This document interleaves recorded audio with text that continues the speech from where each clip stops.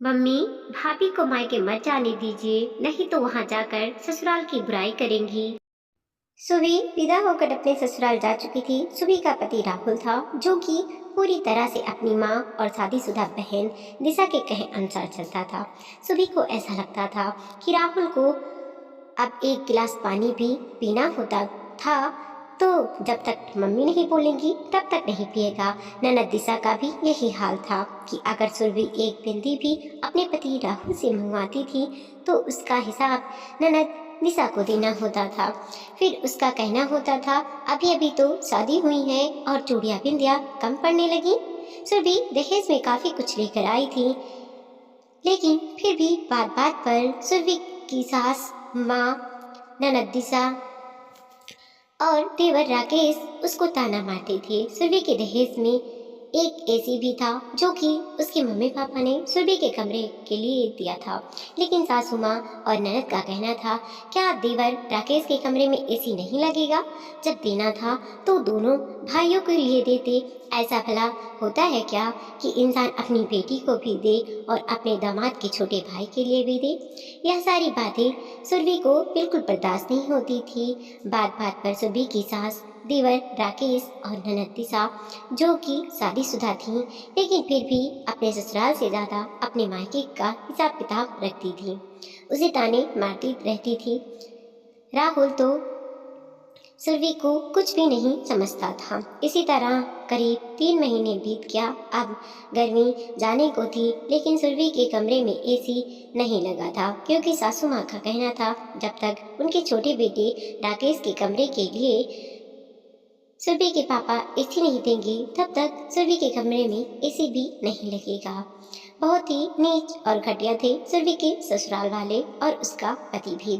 इन सबों में सबसे अधिक शातिर थी सुरभि की ननद दिशा, जो कि सुरभि की शादी होने के बाद के 3 महीने में 6 से 7 बार अपने मायके आ चुकी थी।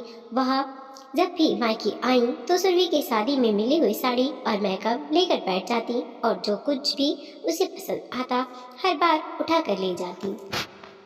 माँ और भाई बोलते, हाँ हाँ ले जाओ, वैसे भी इसके पास इतना तो है और मेकअप करने के लिए शकल भी तो होनी चाहिए।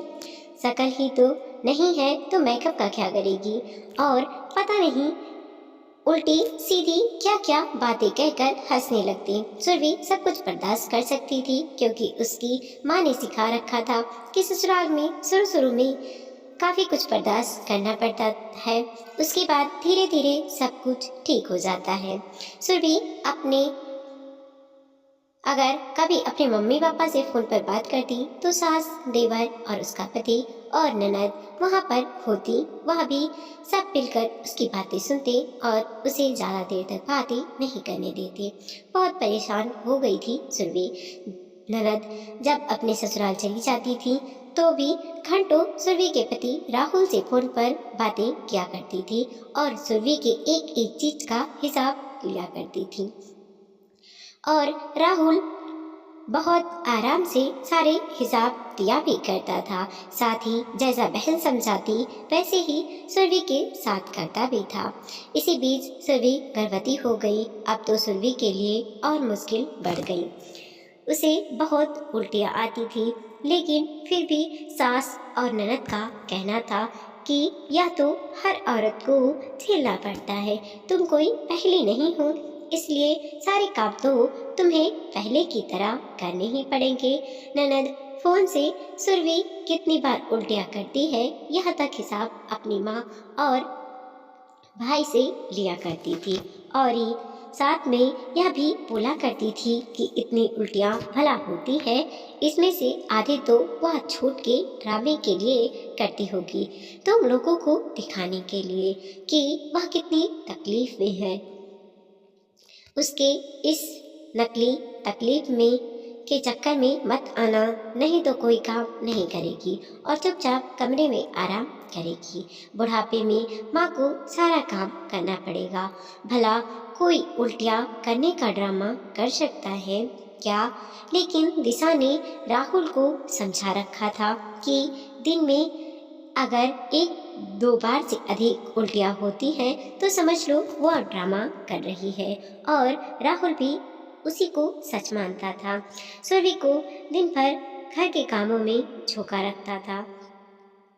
सुरभि की हालत बहुत खराब हो चुकी थी, लेकिन फिर भी वह लोग उसे मायके नहीं जाने दे रहे थे, क्योंकि दिशा ने राहुल को समझा रखा था कि यह मायके जाएगी तो यहाँ की बुराइयां करेगी कि हमने इसके साथ गलत व्यवहार किया है, इससे हमारी बदनामी होगी, जबकि हमने कुछ भी गलत नहीं किया है।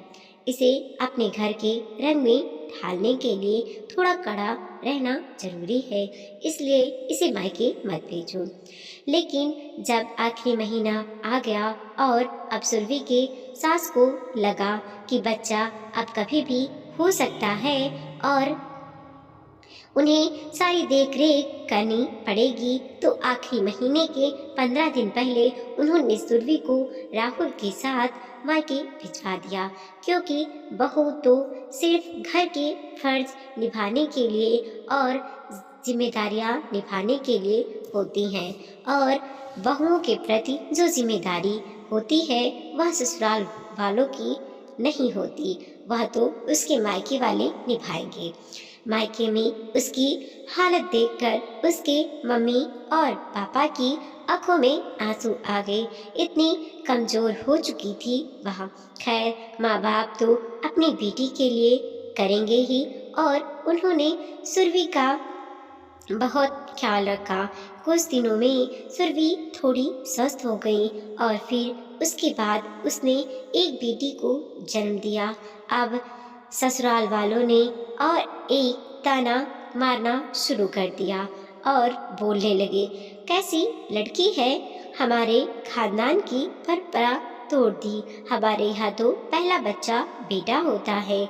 मेरा पहला बेटा राहुल था, उसके बाद दिशा हुई, उसके बाद राकेश, और हमारे खानदान में सबसे पहला बच्चा बेटा ही हुआ है। यहाँ तक कि मेरी बेटी दिशा को भी पहला बच्चा बेटा ही हुआ है। यह तो है ही अपशगुनी, पहले ही बच्चा बेटी पैदा कर दी है और पता नहीं क्या क्या उल्टा सीधा सुरभि को बोलने लगी। एक तो सुरभि की तुरंत तुरंत डिलीवरी हुई थी, ऊपर से सास, देवर और ननद के इतने ढेर सारे ताने उसे सुनने को मिल गए। सासू माँ को पता था कि अगर अभी सुरभि को ससुराल ले गए तो कुछ दिन तो उसकी सेवा करनी ही पड़ेगी, और यह सब तो ससुराल में कोई करने वाला है नहीं। इसीलिए सुरभि को मायके भेज दिया गया, और 1.25 महीने होते होते जब सासू माँ को लगा कि अब सुरभि थोड़ा बहुत काम करने लायक हो गई है, तो राहुल को भेजकर जोर जबरदस्ती से सुरभि को ससुराल बुला लिया गया। सुरभि के माँ पापा ने बहुत रोका कि रुक जाइए, अभी सुरभि इतनी कमजोर है, बच्चे को 4 से 5 महीने का हो जाने दो तब ले जाना। लेकिन राहुल कहाँ मानने वाला था। माँ और बहन ने उसे पूरा सिखाकर भेजा था। सुरभि बच्चे को लेकर ससुराल आ गई। ससुराल में सुरभि के ऊपर पहले की तरह सारे काम की जिम्मेदारी डाल दी गई। सुरभि जैसे तैसे घर के कामों को करती थी। सासू माँ बच्चे को भी नहीं पकड़ती थी, बच्ची रोती रहती थी। सुरभि बच्चा और घर संभालते संभालते बेहाल हो जाती थी। ऊपर से गर्मी थी, सुरभि की बेटी गर्मी से परेशान हो जाती थी और रात रात भर रोती थी। सुरभि एक दिन राहुल से कहा कि एसी पड़ी हुई है जो कि शादी में मिली है, उसे कमरे में लगवा दो, मेरे लिए ना सही अपनी बेटी के लिए लगवा दो, रात भर गर्मी से रोती है।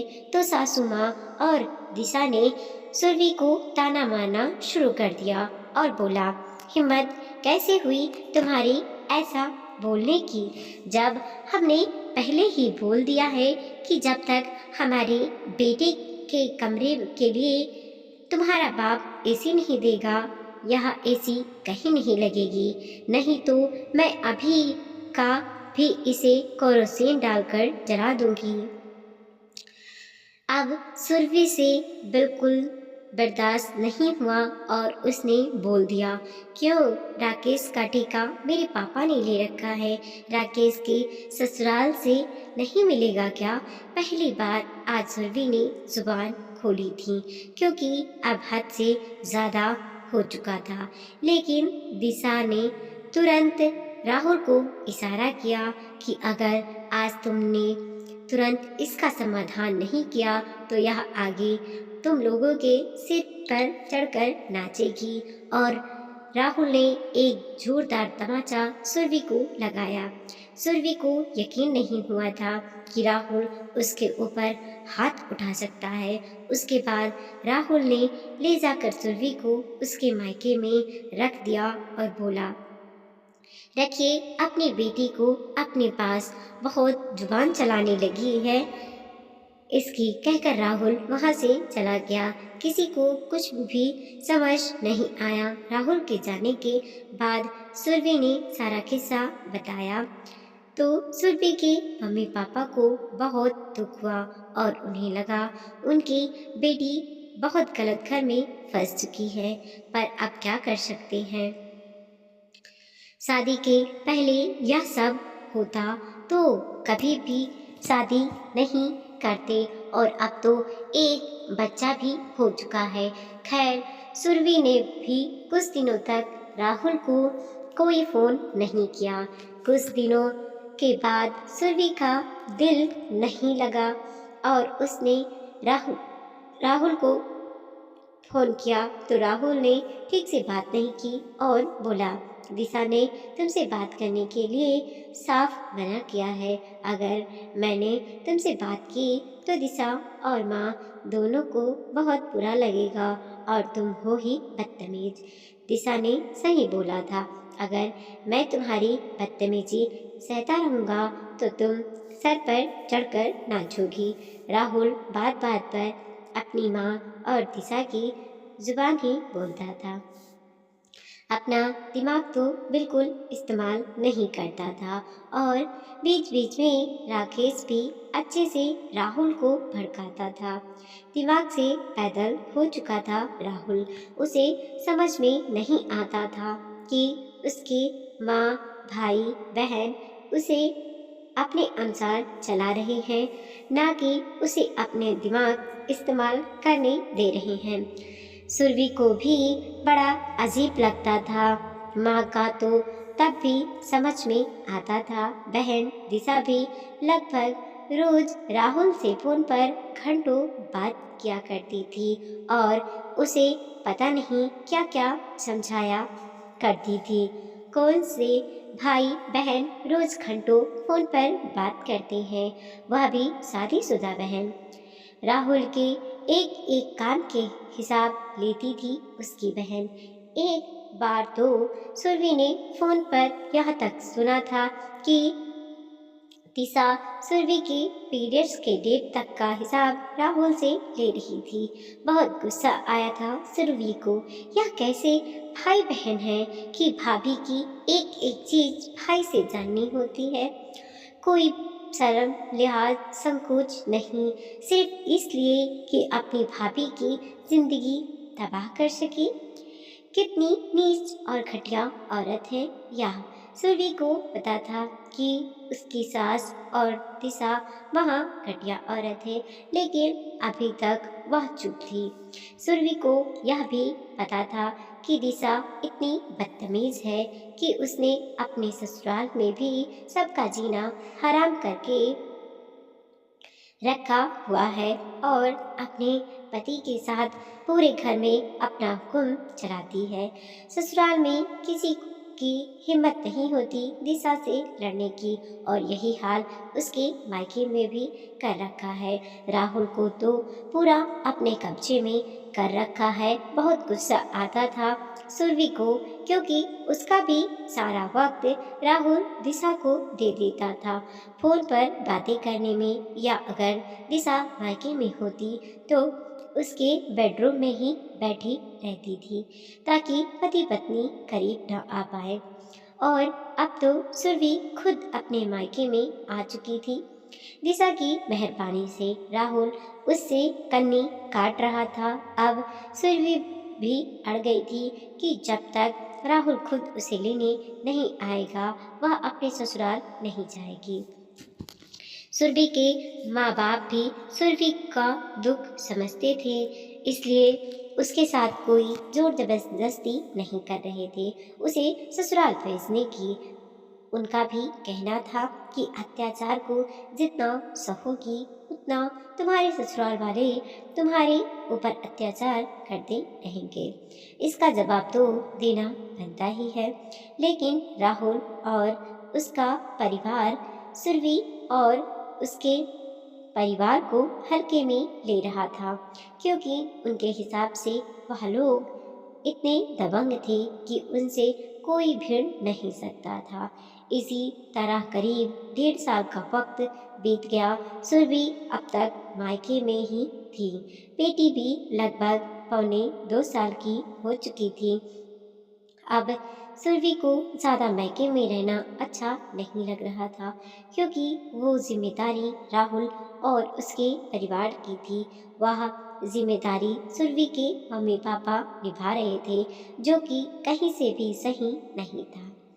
सुरभि के मम्मी पापा का कहना था कि एक बार समाज की तरफ से मीटिंग करके देखते हैं, और उन्होंने अपनी जाति के समाज के मंच पर अपनी समस्या रखी। उनके समाज के अध्यक्ष ने राहुल के परिवार वालों को बुलाया और सामाजिक रूप से अच्छे से समझाया। दोनों पक्ष की बातें सुनी गई और समझौता कराया गया कि राहुल सुरभि को लेकर जाएगा। लेकिन वहाँ की मीटिंग खत्म होने के बाद राहुल उसे लेने नहीं आया, क्योंकि दिशा ने मना कर दिया था और बोला था, अरे समाज क्या होता है, उन्होंने बोल दिया और तुमने मान लिया, यह सब कुछ नहीं होता है, बोलने दो उन्हें, उन्हें क्या फर्क पड़ता है। अगर तुम अभी सुरभि के लेने जाओगे तो जिंदगी भर तुम्हारे सर पर नाचेगी। इससे अच्छा ऐसी पत्नी से छुटकारा पा लो और किसी अच्छी लड़की से शादी कर लो।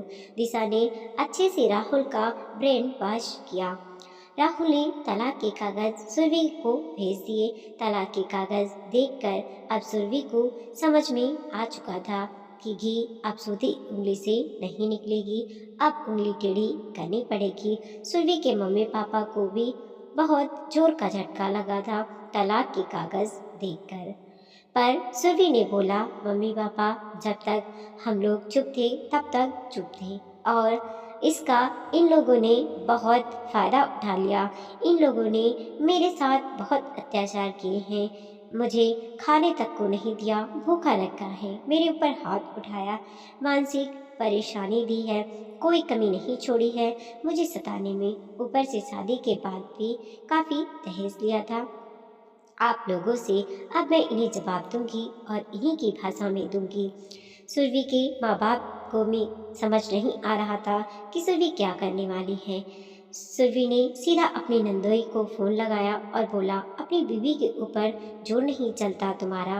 नंदोई बोला, यह कैसी बातें कर रही हैं आप। सुरभि ने साफ बोला, ज़्यादा नौटंकी करने की ज़रूरत नहीं है।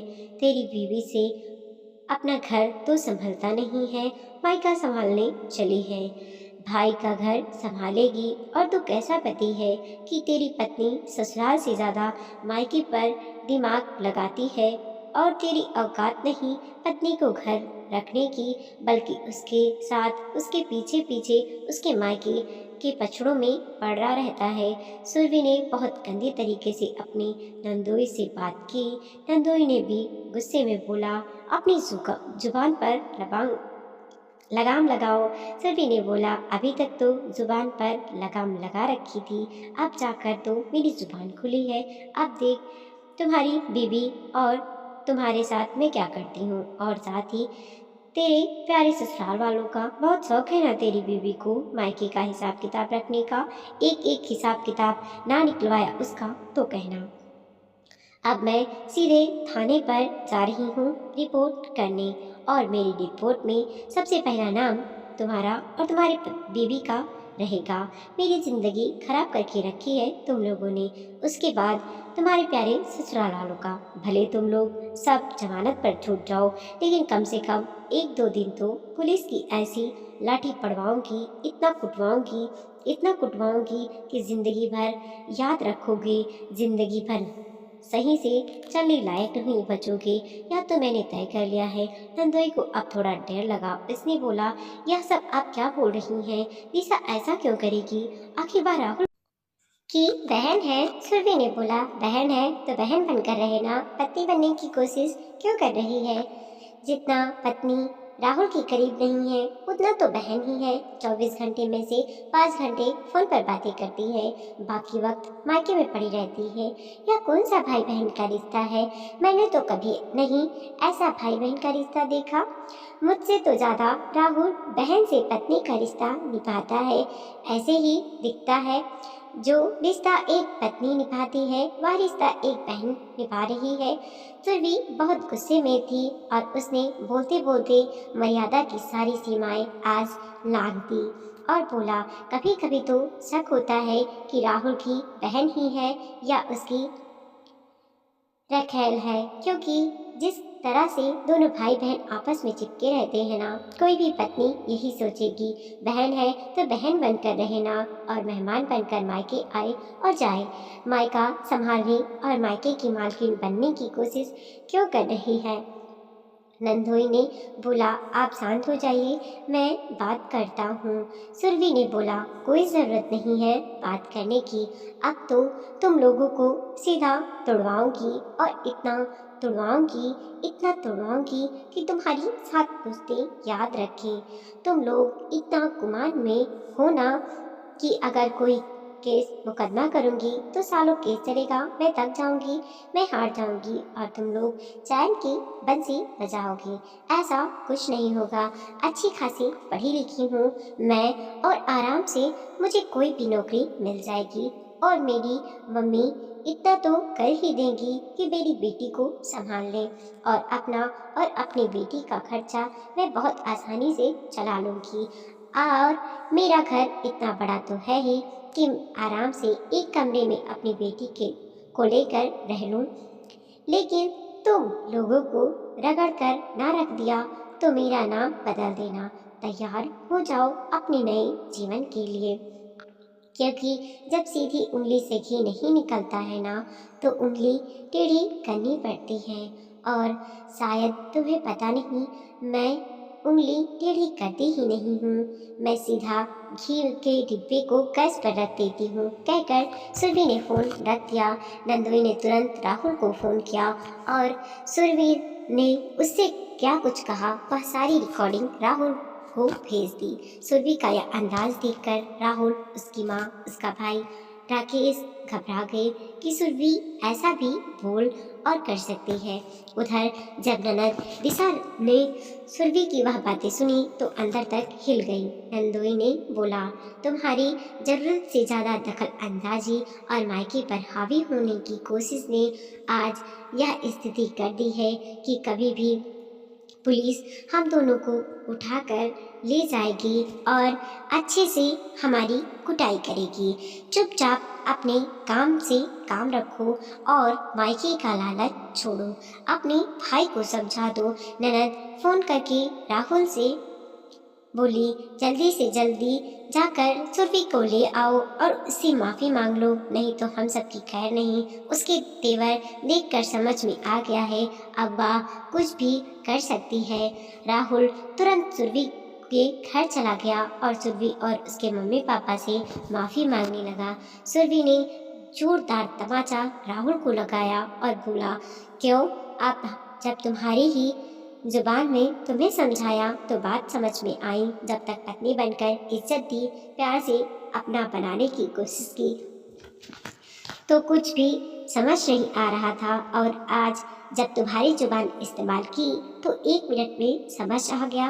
राहुल के पास सुरभि की बातों का कोई जवाब नहीं था। राहुल सुरभि ने बोला, यही गुमान है ना कि लड़की है, कर ही क्या लेगी, कैसे करेगी, बदनामी इसी की होगी, खर्चा कैसे चलेगा। इतना दिल रखती हूँ कि यह सब कुछ कर लूंगी। जब तक तुम लोगों को झेल लिया तो आगे भी बहुत कुछ झेल लूंगी, लेकिन तुम लोगों का जीना मुश्किल न कर दिया तो मेरा नाम बदल देना। राहुल ने बोला, बस एक मौका और देकर देखो, अब तुम्हें शिकायत की कोई मौका नहीं मिलेगा। पीछे से सुरभि की सास और देवर राकेश भी आ चुके थे। उन्होंने बोला, हमें एक मौका और देकर देखिए, हम आपको शिकायत का कोई मौका नहीं देंगे, सब कुछ ठीक हो जाएगा। सुरभि ने बोला, मेरी एक शर्त है, मैं जब भी ससुराल में रहूंगी तुम्हारी बहन वहाँ नहीं आएगी। तुम्हारी बहन वहाँ तभी आएगी जब मैं अपनी मायके आई रहूंगी।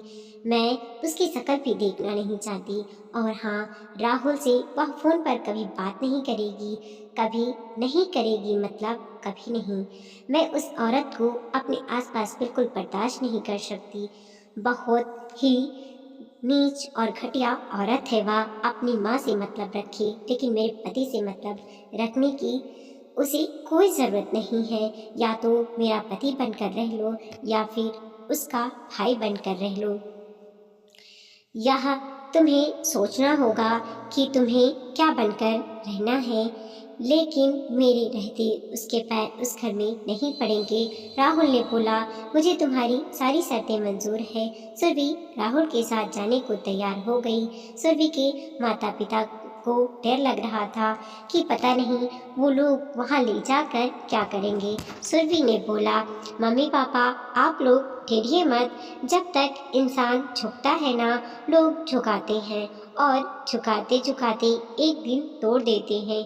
लेकिन जिस दिन इंसान नीच लोगों को उनकी नीच जबान में ही समझाने लगता है ना, और उनसे अधिक नीच होकर दिखाता है ना, उस दिन उन्हें अपनी औकात पता चल जाती है।